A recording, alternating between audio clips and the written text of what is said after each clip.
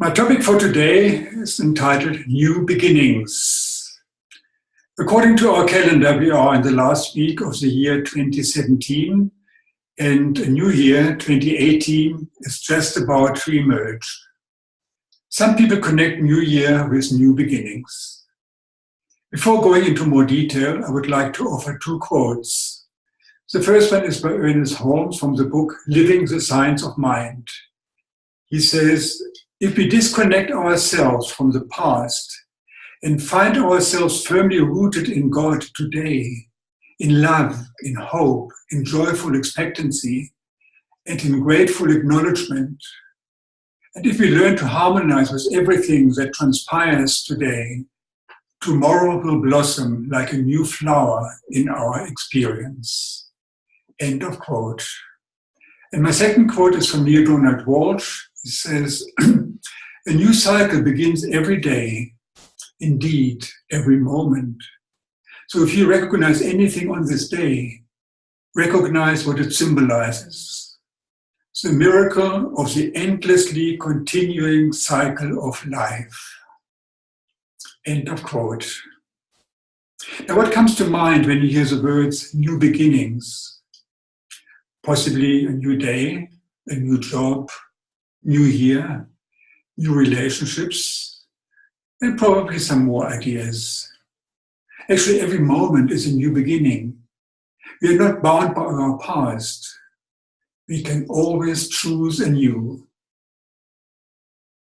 As a new year is about to emerge, some people choose to make New Year's resolutions. According to recent opinion polls, the most common New Year's resolutions include exercise more, lose weight, eat more healthily, take a more active approach to health, learn new skills or hobbies, spend more time on personal well-being, spend more time with family and friends, drink less alcohol, stop smoking. So quite interesting how these things arise and what the importance seems to be for many people. I used to do those in similar resolutions as well, but I don't do that any longer, at least not for the time being. Why? Well, it's an individual choice, but let me be clear that it is not my intention to stop anyone from making their own resolutions. In my case, I seem to get excited about New Year's resolutions, and I started the new year on a rather high note. However, this high note seemed to diminish rather quickly in the first few to 3 weeks of the new year, and nothing really changed. Does it sound familiar? Many of those resolutions are focused on changing habits, improvement of conditions, etc. Nothing wrong with that. Quite often, however, they are somehow unrealistic, not specific enough, not measurable, etc. Imagine asking someone, if you could start life all over again today, what would you do different? There would probably be a long list of answers, but what would really change? Probably very little, if anything at all.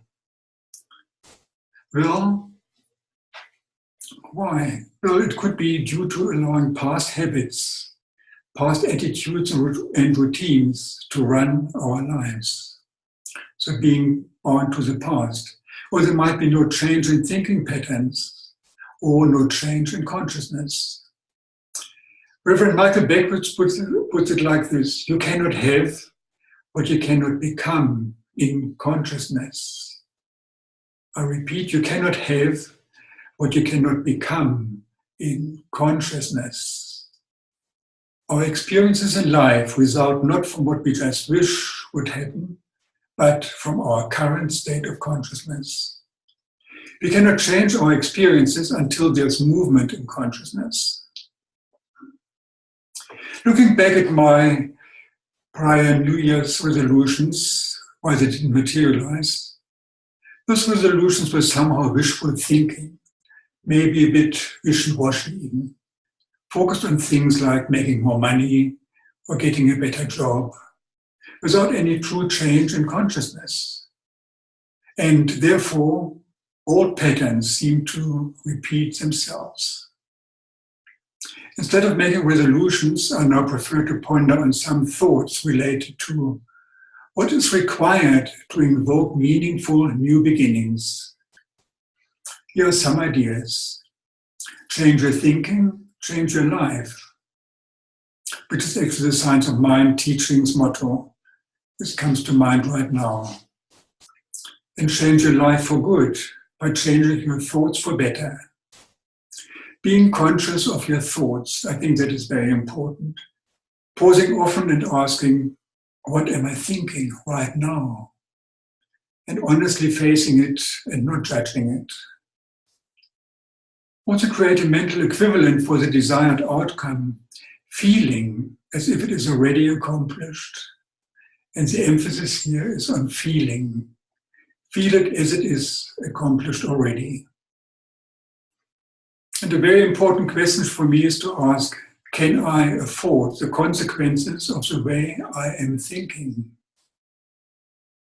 And I ask you, can you afford the consequences of your thinking? I think it's something to ponder on. Those ideas I mentioned just now are all inside jobs, aren't they? Nobody can do that for us. To go deeper, I suggest reflecting on some of the following questions. What is my part in this new beginning? What is my intention? How can I serve and how can I become the best version of myself? How can I be a beacon of light and hope to the greater community? Not only in the city or town I'm residing in, but also as a citizen of the world, with a fully inclusive view of humanity, a view of oneness. New Year can be seen as a great opportunity to reflect on what you've learned from the past year and how you will use what you have learned as you move forward. Let the new year really be a new beginning and not just a repetition of the old one. Otherwise, there's no growth or no expansion. You can't have a new beginning if you're not letting go of the old ending. Quite some time ago, I came across an article by Reverend Dr. David Old from the Spiritual Living Center of Atlanta. The title of this article was Year-End Resolutions. To me, that was a very inspiring reading, quite different from other year-end resolutions I worked with before. I felt actually very touched by this article, and I would like to share a few ideas with you right now. He deeply reflects on some questions regarding the year that has just come to an end. Various aspects of life are being addressed, and the question is asked how we dealt with issues in those areas and whether we will and can do better in the future. He mentions 11 aspects. I will just read them very briefly, just the title, and then later on at the end I give you one in total. The first one is, did I express love this year? A real love? If not, then I resolve to be and do better in my authentic loving. The second question, did I forgive this year? Really forgive? If not, then I resolve to be and do better in my forgiving. The third question, did I stop this year? Really stop?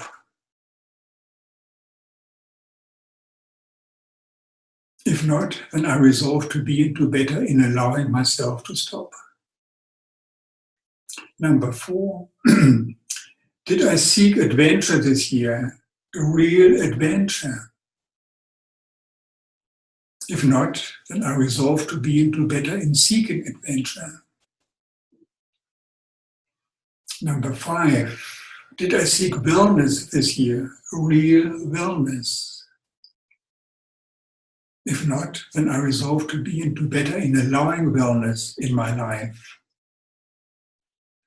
Number 6, did I play this year? Really play? If not, then I resolve to be and do better in my relationships to playing. Number 7, did I set a goal and see it to completion this year? Really complete it? If not, then I resolve to be and do better in setting and completing my goals. Number 8, did I open myself up to learn this year, to really learn?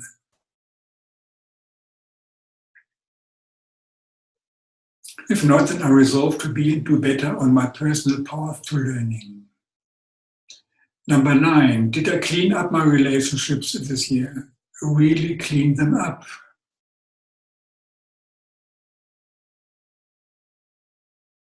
If not, then I resolve to be and do better on cleaning up my relationships. Number 10, did I share my good this year? Really share?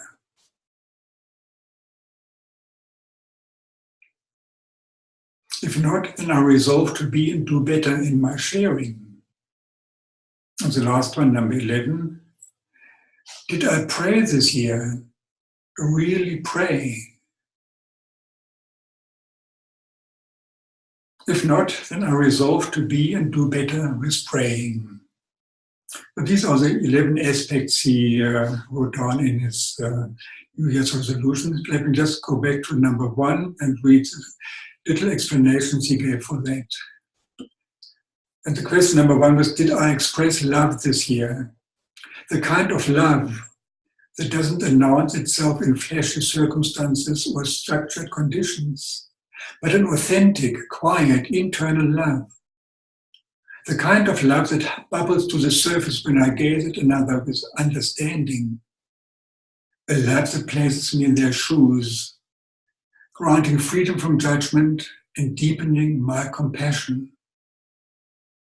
A philanthropic love that expresses because it simply feels compelled to, because it knows there's more than enough and everyone can benefit.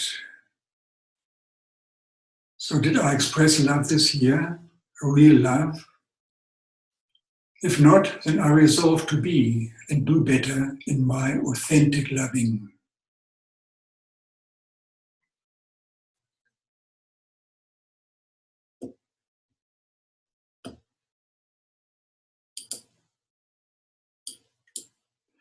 So I find this approach very meaningful and also thought-provoking.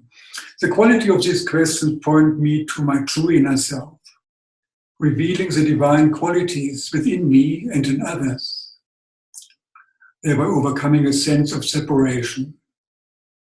In a world that, to me, appears to be thriving on competition, wanting to be better than others, wanting to have more than others, having a rather strong sense of not being enough, I think pondering on these questions and finding meaningful insights and honest answers without judging oneself creates a wonderful basis for new beginnings.